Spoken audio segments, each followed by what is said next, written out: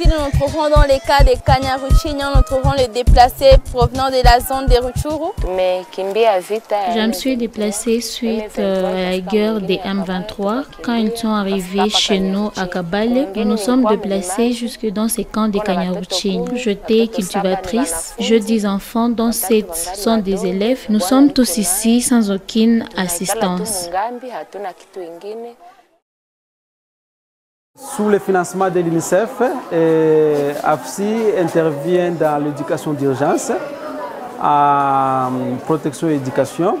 Et pour le moment, nous avons un projet qui va faire bénéficier 4500 enfants dans les Kanyaruchinya et dans les Mubunga autour du camp.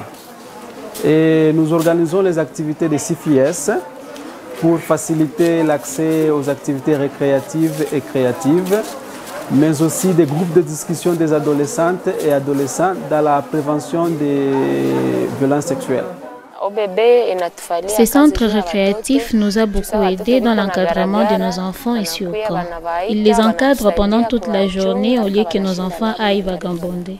Il y a un changement du comportement de nos enfants depuis que ces centres récréatifs s'est installés dans ces camps. On a facilité l'accès à l'école à 5133 enfants à l'âge scolaire déplacés qui sont déjà réintégrés dans toutes les écoles environnantes de Kanyaruchinya et de Mubunga. Mes enfants ont été vaccinés lors de la dernière campagne de vaccination ici au camp. Ces vaccins ont été bénéfiques pour la prévention des différentes maladies. Ça a été vraiment un bon travail. Nous approvisionnons tous les camps en eau potable. Donc nous avons commencé dans les premières semaines des urgences. On a commencé par donner 135 mètres cubes. Alors les 135 mètres cubes couvraient les besoins de la population locale et les déplacés.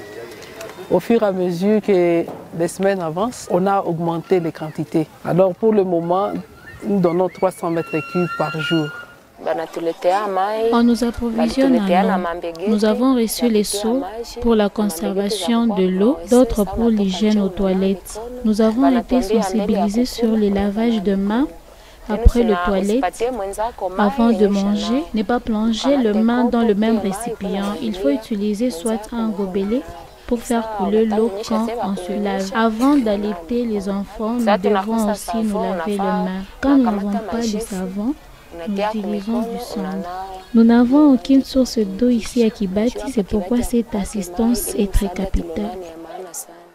Ce terrain ici ou ce site, tel qu'il est connu depuis son histoire, comme un site où il y a absence d'une source potentielle qu'on peut aménager pour fournir à tout ce monde de l'eau à boire ou de l'eau pour leurs besoins quotidiens. C'est pour cela que normalement on a obtenu ce financement pour faciliter à tous ces gens l'accès grâce à un water tracking. UNICEF appuie les organisations des membres du cluster pour assister tous ces déplacés. Et comme il appuie Oxfam dans le cadre de l'approvisionnement en eau, il est en train aussi d'appuyer NCA dans le cadre de l'amélioration de l'assainissement et la promotion à l'hygiène. Toute cette assistance qu'on nous apporte est très importante pour notre santé. Nous sommes à une deuxième étape d'assistance puisque la première étape a consisté à servir plus de 6753 ménages en kit NFI standard. Après cette intervention, il y a une deuxième vague de déplacés qui est arrivée, qui était autour de 4000. Aujourd'hui, nous sommes au deuxième jour de distribution. Nous devons au total servir plus de 4100 ménages, toujours en kit standard NFI. L'apport du RRMP est très capital. C'est pourquoi, même si tu passes au niveau du centre de santé, il y a quand même des indicateurs très positifs en termes de diminution de taux de maladies, taux d'infection, les taux d'exposition aussi de la population nous avons quand même des indicateurs qui sont très positifs. C'est dans cette ambiance que nous quittons ce site de déplacés de Kanyaruchinya, mais la distribution se poursuit grâce à l'appui financier du gouvernement japonais à travers l'UNICEF et ses partenaires. Cette distribution se poursuivra jusqu'à ce que tous les ménages de ces camps soient servis. Au-delà de cette assistance, un seul sentiment anime les déplacés de Kanyaruchinya, c'est le retour dans leur village d'origine. La vie ici au camp est très difficile. Nous demandons au gouvernement de nous faciliter les retours dans nos milieux respectifs afin que nos enfants étudient.